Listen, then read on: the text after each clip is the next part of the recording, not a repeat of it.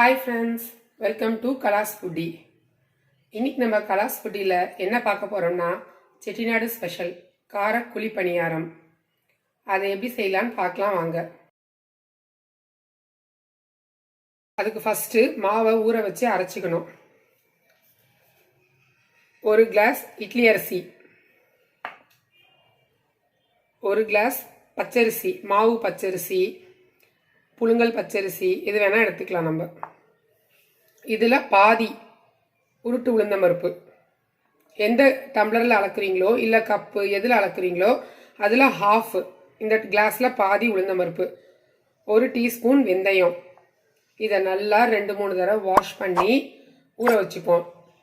ஒரு 4 மணி நேரம் ஊறின பிறகு எடுத்து கிரைண்டர்லையோ மிக்சியிலையோ இட்லி தோசை கரைக்கிற மாதிரி நல்லா நைஸாக அரைச்சி எடுத்துப்போம். ஆனால் தண்ணி ரொம்ப ஊற்றக்கூடாது, தண்ணி இல்லாமல் ஊற்றி எடுத்துக்கணும். மாவை நல்லா கெட்டியாக உப்பு போட்டு கரைச்சி வச்சிடணும். 1 ஸ்பூன் உப்பு போட்டு கரைச்சி வச்சிடணும். 8 மணி நேரம் நல்லா புளிக்கணும். புளிச்ச பிறகு தான் நம்ம பணியாரம் ஊற்றுறோம்னா நல்லா ஃப்ளஃபியாக வரும், அழகாக வரும். 8 மணி நேரம் ஊறின பிறகு இந்த மாதிரி மாவு நல்லா புளிச்சு வந்திருக்கு. இப்போ இதில் நம்ம பணியாரம் செய்யலாம். இது வரைக்கும் நம்ம KalasFoodie சப்ஸ்கிரைப் பண்ணாதவங்க சப்ஸ்கிரைப் பண்ணிக்கோங்க. அப்படியே பக்கத்தில் இருக்க பெல் ஐகான் சிம்பிளையும் கிளிக் பண்ணிக்கோங்க. ஆல்ன்ற ஆப்ஷனையும் கிளிக் பண்ணிக்கோங்க. அப்போ தான் நாங்கள் போடுற வீடியோஸ்லாம் உங்களுக்கு உடனே நோட்டிஃபிகேஷனில் வரும். நம்ம அரைச்சி வச்ச பணியார மாவுக்கு இப்போ நம்ம ஒரு தாளிப்பு ரெடி பண்ணிப்போம். அதுக்கு ஃபஸ்ட்டு ஒரு கடாய் வச்சு 2 டேபிள் ஸ்பூன் குக்கிங் ஆயில் போட்டிருக்கேன். கடுகு ஒரு 1/4 டீஸ்பூன், உடைச்ச உளுத்தம்பருப்பு ஒரு 1/2 டீஸ்பூன். இது இல்லைன்னா உருட்டு பருப்பு இருந்தால் அதுவும் போட்டுக்கலாம். கடலைப்பருப்பு 1 டேபிள் ஸ்பூன்.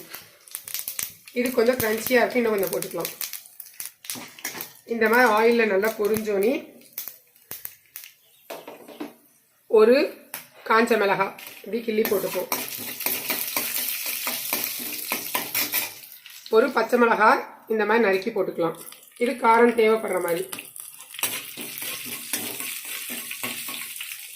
கரிஞ்சிடாமல் பார்த்துக்கோங்க.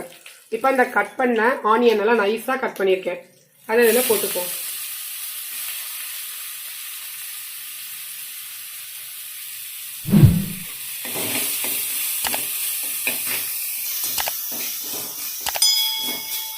இதை இப்படி இந்த ஆயிலே ஃப்ரை பண்ணிப்போம்.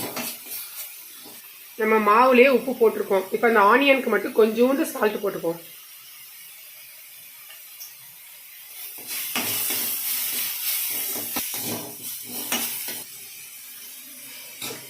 இப்போ ஆஃப் பண்ணிப்போம். கட் பண்ணி வச்சிருக்கேன் கருவேப்பிலை, கொஞ்சோண்டு மல்லித்தலை கட் பண்ணி வச்சு. இப்போ ஸ்டவ் ஆஃப் பண்ணிட்டு அந்த கட் பண்ண கருவேப்பிலை மல்லித்தலை இந்த சூட்லேயே போட்டு வதக்கிக்குவோம். இப்போ நம்ம ரெடி பண்ண மாவுல நம்ம வதக்கி வச்சிருந்த அந்த வெங்காயம் அந்த தாளிப்பு அதில் போட்டுப்போம்.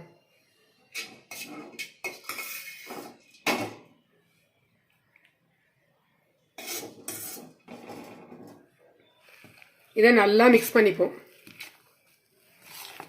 இந்த அளவுக்கு மாவு இப்படி இருக்கணும், கெட்டியாக. ரொம்ப தண்ணி ஊற்றி நம்ம அரைச்சிடக்கூடாது. இந்த கன்சிஸ்டன்சி ரொம்ப முக்கியம். தண்ணியாக இருந்ததுன்னா ஷேப் கிடைக்காது பணியாரத்தில். இதான் நல்லா ஃப்ளஃபியாக வரும். இந்த மாதிரி கெட்டியாக அரைச்சிருந்தோம்னா நல்லாயிருக்கும்.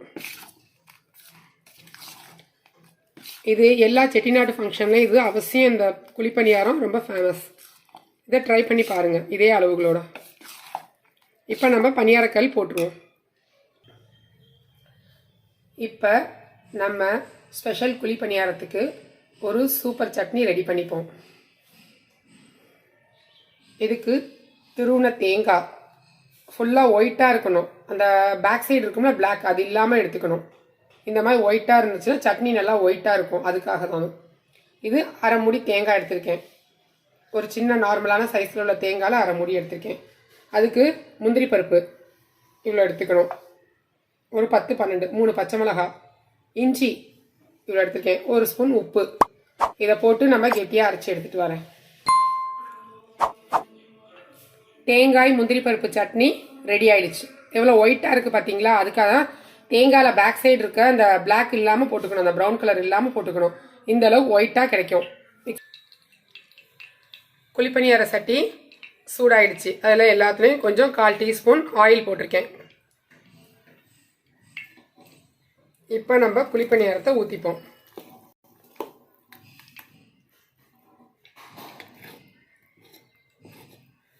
ஒரு 3/4 சைஸ் ஊற்றினா போதும். கொஞ்சம் ஃப்ளஃபியாக வரும்.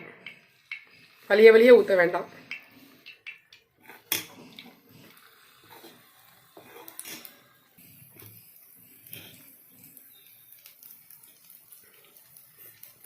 இந்த மாதிரி மீடியம் ஃப்ளேம்லேயே வச்சு வேக வைக்கணும். ஹையில் வச்சிட்டிங்கன்னா கீழே வந்து தீஞ்சிரும், நல்லா வெந்துடும், உள்ளுக்குள்ளே மாவு வேகாமல் இருக்கும். ஸோ மீடியம் ஃப்ளேமில் வச்சுப்போம்.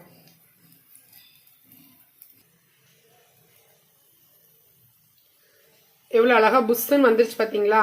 அதுக்காக தான் நான் வந்து 3/4 குழி மட்டும் ஊற்றலான்னு சொன்னேன். இல்லைன்னு வச்சுக்கோங்க, சைஸ் கொஞ்சம் ஈவனாக இருக்காது, அவ்வளோதான். கொஞ்சம் பொங்கி மேலே வரும்.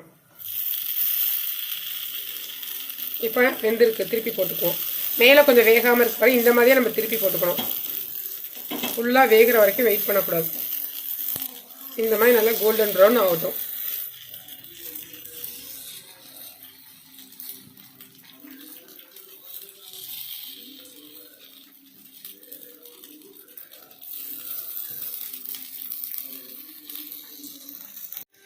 இந்த அளவுக்கு நல்லா கொஞ்சம் கோல்டன் கலர் வந்தோட்டி நம்ம எடுத்துக்கலாம். ஸோ ஃப்ரண்ட்டு பேக்கு எல்லாம் நல்லா வெந்துருச்சு. நல்லா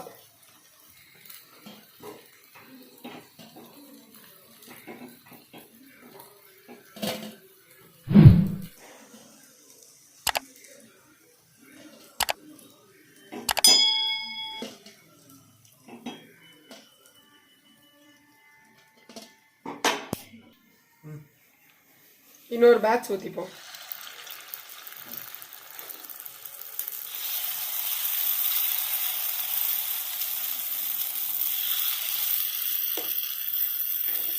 இந்த மாதிரி ஒரு சின்ன கரண்டியாக போட்டு ஊற்றிப்போம். அப்போ தான் நமக்கு சைஸ் கரெக்டாக கிடைக்கும். மாவு தண்ணியாக இருக்கக்கூடாது. இது ஒன்று மட்டும் ஞாபகம் வச்சுட்டா பணியாரம் சூப்பராக வரும். 3/4 வாசி வெந்தோடனே திருப்பி போட்டுடணும். அப்போ தான் நல்லா உருண்டையாக இருக்கும். உள்ளே நல்லா வேகும். ஃபுல்லாக வேகிற வரைக்கும் வெயிட் பண்ணக்கூடாது. இந்த மாதிரி அழகாக திருப்பி போட்டுப்போம்.